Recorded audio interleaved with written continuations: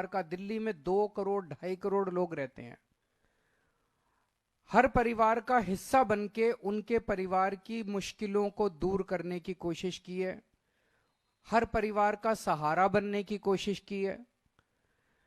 दिल्ली में किसी भी परिवार में कोई बीमार होता है तो तकलीफ यहां होती है।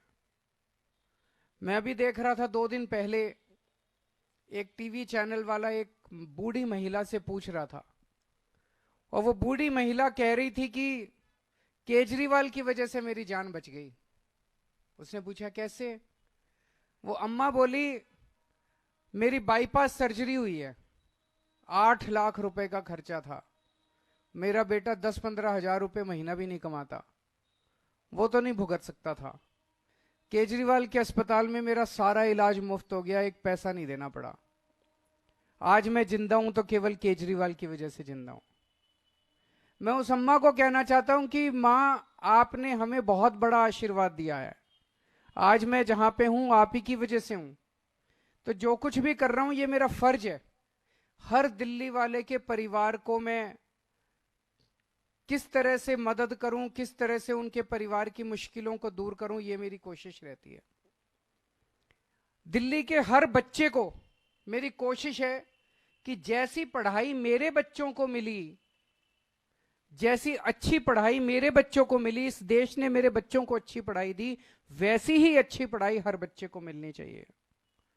मेरी कोशिश है कि जैसा इलाज मेरे को मिलता है जब मैं बीमार होता हूं, मेरे को भगवान ने बहुत कुछ दिया है, जैसा इलाज मेरे को मिलता है ऐसा इलाज मेरे दिल्ली के हर गरीब से गरीब आदमी को भी मिलना चाहिए। पैसे की कमी की वजह से कोई भी वो नहीं रहना चाहिए। आज दिल्ली में 24 घंटे बिजली मिलती है। पूरे देश में केवल 2 स्टेट हैं जहां 24 घंटे बिजली आती है, केवल दिल्ली और पंजाब। बाकी किसी स्टेट में 24 घंटे लंबे लंबे पावर कट लगते हैं, इंडस्ट्री को बिजली नहीं मिलती, कॉमर्शियल वालों को बिजली नहीं मिलती, घरों को बिजली 7-7 8-8 घंटे के पावर कट लगते हैं पूरे देश में। केवल दिल्ली और पंजाब में पूरी बिजली आती है। आज दिल्ली और पंजाब 2 स्टेट केवल ऐसे हैं जहां पे आपको फ्री बिजली मिलती है। बाकी पूरे देश में इतनी महंगी बिजली, कईयों की तो पूरी तनख्वाह निकल जाती है बिजली के बिल देने में। बहुत काम किए। ये जो पर्चा अभी लॉन्च किया, ये पर्चा अब घर घर बांटने जाएंगे हमारे कार्यकर्ता, इसमें सारे काम लिखे हैं। लेकिन जब मैं ये काम कर रहा था तो ये बीजेपी वाले, एलजी साहब और केंद्र सरकार आपके सारे काम रोकने की कोशिश करते हैं। हर काम जो मैं आपके लिए अच्छा करने की कोशिश करता हूं, हर काम ये लोग रोकने की कोशिश करते हैं। क्यों? ये लोग नफरत करते हैं आपसे। ये दिल्ली के 2 करोड़ लोगों से नफरत करते हैं, और नफरत इसलिए करते हैं क्योंकि आपने इतनी जुर्रत की कि आपने 3 बार दिल्ली के एक छोटे से आदमी को, एक मामूली आदमी को दिल्ली का मुख्यमंत्री बना दिया। यह आपका कसूर है। आप लोगों ने 3 बार एक मामूली आदमी को दिल्ली की कुर्सी पे क्यों बिठा दिया? इसलिए बीजेपी वाले, एलजी और केंद्र सरकार आपसे नफरत करते हैं, बदला निकाल रहे हैं वो। याद करो, आज से 6-7 साल पहले जब मैं दिल्ली के मोहल्ला क्लिनिक बना रहा था, उस समय एमसीडी के अंदर बीजेपी की सरकार थी। मेरे बने बनाए मोहल्ला क्लिनिक बुलडोजर भेज के इन्होंने तोड़ दिए दिल्ली के अंदर। सरकारी मोहल्ला क्लिनिक दिल्ली सरकार ने बनाए, एमसीडी में बीजेपी की सरकार थी, एमसीडी वालों ने बुलडोजर भेज के दिल्ली के मोहल्ला क्लिनिक तोड़ दिए। इतने गंदे लोग कौन हो सकते हैं? जब मैं दिल्ली में जगह जगह सीसीटीवी कैमरे लगा रहा था, आज फक्र है हर दिल्ली वाले को। पूरी दुनिया में, ये मैं नहीं कह रहा, फोर्ब्स मैगजीन, इंटरनेशनल मैगजीन ने 2021 में बोला है कि पूरे दुनिया के अंदर सबसे ज्यादा सीसीटीवी कैमरे की डेंसिटी दिल्ली के अंदर है। 5 साल के अंदर दिल्ली में सबसे ज्यादा सीसीटीवी कैमरे लगवा दिए हमने। जब मैं सीसीटीवी कैमरे मैंने लगाने चालू किए तो एलजी साहब ने फाइल रोक दी, मेरे को सीसीटीवी कैमरे नहीं लगाने दिए। तब मैं, गोपाल राय, मनीष सिसोदिया और सत्येंद्र जैन एलजी साहब के घर के अंदर घुस के उनके कमरे में 10 दिन तक हमने धरना दिया था, याद करो। तब उस टाइम इन्होंने कैमरे लगाने की फाइल पास की थी। हम घर घर राशन देना चाहते थे, इन्होंने राशन की फाइल रोक ली। पिछले साल 2 महीने तक दिल्ली के मोहल्ला क्लिनिक की बिजली काट दी इन लोगों ने। दिल्ली के मोहल्ला क्लिनिक के किराया रोक दिया इन लोगों ने। दिल्ली के सारे मोहल्ला क्लिनिक की दवाइयां बंद कर दी इन्होंने, एलजी साहब ने, केंद्र सरकार ने और इन्होंने मिलकर।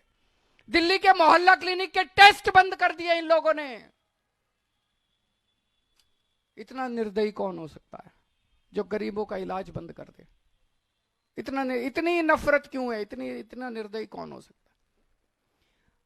इन्होंने योगा बंद कर दिया। 17,000 लोगों के लिए मैंने योगा चालू किया था दिल्ली में, फ्री योगा टीचर भेजता था, इन्होंने योगा बंद कर दिया। हमारी एक स्कीम थी फरिश्ते, उसमें दिल्ली में अगर किसी का एक्सीडेंट हो जाए तो उसका बड़े से बड़े महंगे से महंगे प्राइवेट अस्पताल में इलाज कराते थे, सारा इलाज मुफ्त होता था। 23,000 लोगों की मैंने जान बचाई थी फरिश्ते से। एलजी साहब ने फरिश्ते स्कीम बंद कर दी। सुप्रीम कोर्ट गया मैं, सुप्रीम कोर्ट से ऑर्डर लेके आया, दोबारा चालू कराई मैंने फरिश्ते स्कीम। आपका एक भी काम मैंने बंद नहीं होने दिया। इन्होंने बंद की, पिछली साल दवाइयां बंद की, मैंने लड़ लड़ के इनसे दोबारा चालू कराई। पिछले साल इन्होंने टेस्ट बंद किए, मैंने लड़ लड़ के दोबारा इनसे चालू कराए। मैं ये पूछना चाहता हूं, आपने 7 एमपी बनाए थे, वो 7 एमपी कहां थे जब आपकी दवाइयां बंद की जा रही थी, जब आपकी पढ़ाई बंद की जा रही थी, जब आपके योगा बंद किया जा रहा था, जब आपके अस्पतालों की दवाइयां? कहां थे ये 7 एमपी? ये तालियां बजा रहे थे, ये ताली। जब आपके घर में कोई बीमार होता है, ये एमपी ताली बजाते हैं, बड़ी खुशी मनाते हैं, पार्टी मनाते हैं, दिल्ली वाले बीमार पड़ गए। जब आपके बच्चों की पढ़ाई रुकते हैं, ये एमपी तालियां बजाते हैं, खुशियां मनाते हैं, पार्टी करते हैं। जब आपके बच्चे तरसते हैं किसी चीज के लिए, जब आपके घर के लोग तरसते हैं किसी चीज, ये एमपी ताली बजाते हैं। ऐसे लोगों को हमने पाल रखा है, दूध पिला रहे हैं हम ऐसे लोगों को। क्यों? जब संसद के अंदर ऑर्डिनेंस पास किया जा रहा था, दिल्ली के लोगों का हक छीना जा रहा था, कहां थे ये 7 एमपी? ये 7 एमपी तालियां बजा रहे थे। एलजी के पास जा जाके ये 7 एमपी आपके काम रुकवाते हैं। क्यों देते हैं हम ऐसे लोगों को वोट?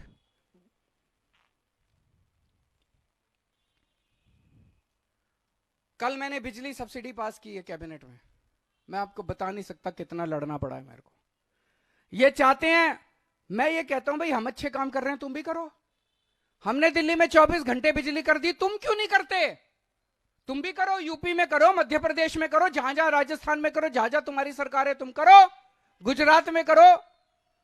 हमने बिजली मुफ्त कर दी, तुम भी करो।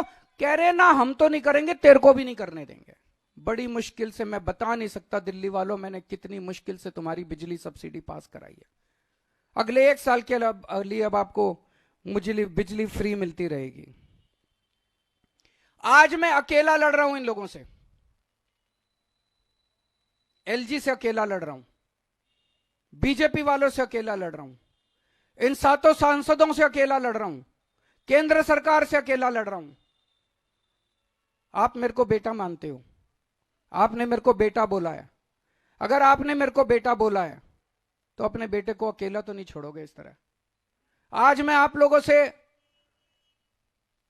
निवेदन कर रहा हूं, अपील कर रहा हूं कि अपने बेटे को मजबूत करो।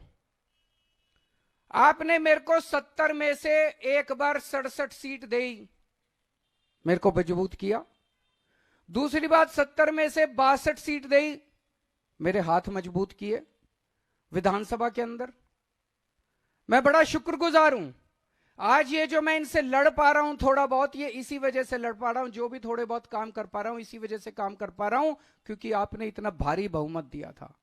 अगर आपने 70 में से 40 सीट दी होती, ये बीजेपी वाले सरकार तोड़ देते, गिरा देते, खरीद लेते, डरा देते मेरे एमएलए को।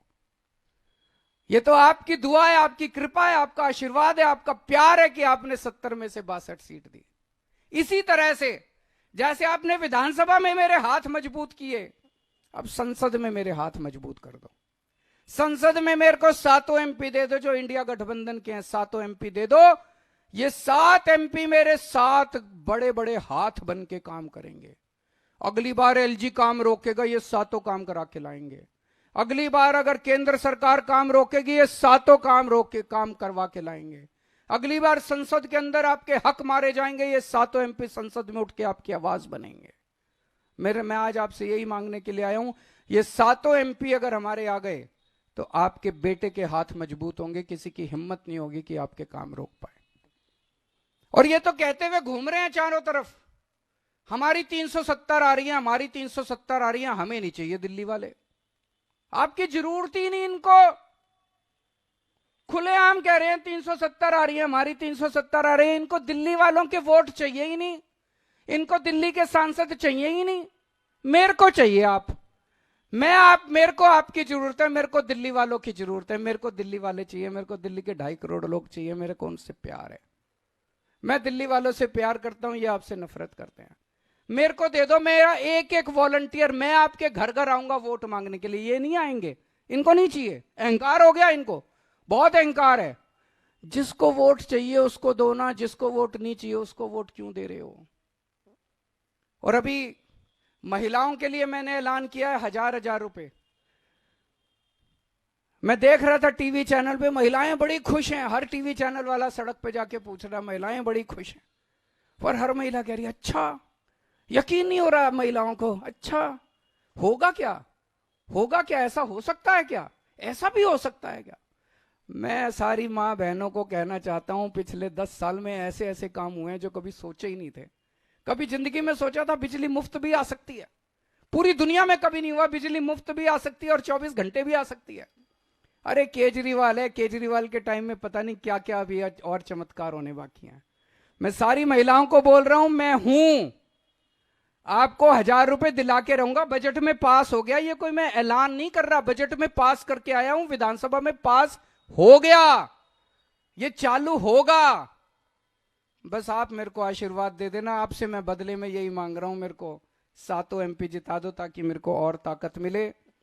दूसरी चीज, आप सातों बीजेपी के एमपी जिता देते हो, आपको क्या मिलता है, केवल और केवल आपके काम रोकने का काम करते हैं और कुछ नहीं करते। ये व्यापारियों को इतनी तकलीफें हुई हैं पिछले 10 साल में, एक बार नोटबंदी आ गई, एक बार जीएसटी आ गई, एक बार वो हीरे के व्यापारियों के ऊपर कुछ इन्होंने लगाया था, कितनी बार व्यापारियों, कभी दिल्ली के एक भी सांसद ने आपकी आवाज उठाई, व्यापारियों से मैं पूछना चाहता हूं दिल्ली के, कभी एक भी सांसद ने आपकी आवाज उठाई, हिम्मत ही नहीं है, किसी बीजेपी के एमपी की हिम्मत ही नहीं है जो आपकी आवाज उठा दे, तुरंत उसको 2 ऊपर से डंडा मारेंगे ये लोग की, खबरदार तूने जो बीजेपी के खिलाफ बोला।